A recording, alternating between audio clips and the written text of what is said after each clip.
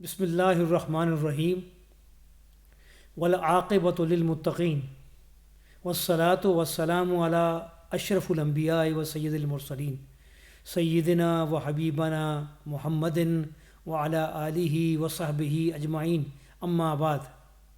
آج کی حدیث مبارکہ کا عنوان ہے توحید کا صلہ۔ حضرت عثمان بن عفان رضی اللہ تعالیٰ عنہ کا بیان ہے کہ رسول اللہ صلی اللہ علیہ وسلم کا ارشاد مبارکہ ہے، جو شخص اس حال میں مرا کہ اسے یہ یقین تھا کہ اللہ کے سوا کوئی معبود نہیں ہے تو وہ جنت میں داخل ہو گیا۔ جس شخص کا خاتمہ اس حال میں ہو کہ وہ خدا ہی کو اپنا معبود جانتا ہو اور اس کو یہ یقین حاصل ہو گیا ہو کہ خدا کے سوا کوئی دوسرا معبود نہیں ہے تو وہ یقیناً جنتی ہے۔ توحید کا صلہ جنت ہی ہے۔ حدیث میں یعلموں کا لفظ صرف جاننے کے معنی میں نہیں ہے بلکہ یقین کرنے کے معنی میں بھی ہے۔ علم کے معنی یقین کے بھی آتے ہیں اور دوسری روایات میں اس کی تائید بھی ہوتی ہے۔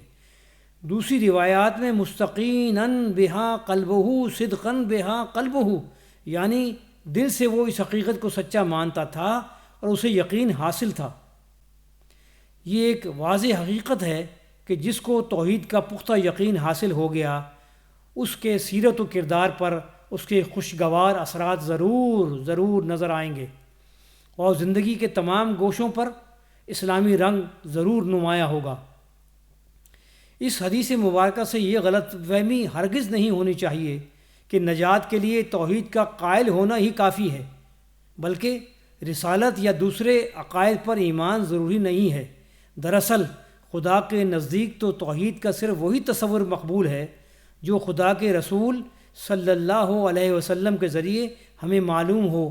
جو شخص رسول اور رسول صلی اللہ علیہ وسلم کی تعلیمات پر ایمان نہیں لاتا، وہ توحید کے صحیح اور مقبول مفہوم پر ایمان کیسے لا سکتا ہے؟ یہ بھی ہو سکتا ہے کہ نبی صلی اللہ علیہ وسلم نے لا الہ الا اللہ کہہ کر پورے کلمہ شہادت کی طرف اشارہ کیا ہو۔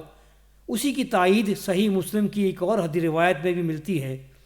حضرت عبادہ بن صامت رضی اللہ تعالیٰ کہتے ہیں کہ میں نے نبی اکرم صلی اللہ علیہ وسلم کو یہ فرماتے سنا، جو شخص اس کی شہادت دے کہ اللہ کے سوا کوئی معبود نہیں اور محمد اللہ کے رسول ہیں، اس پر جہنم کی آگ حرام کر دی گئی ہے۔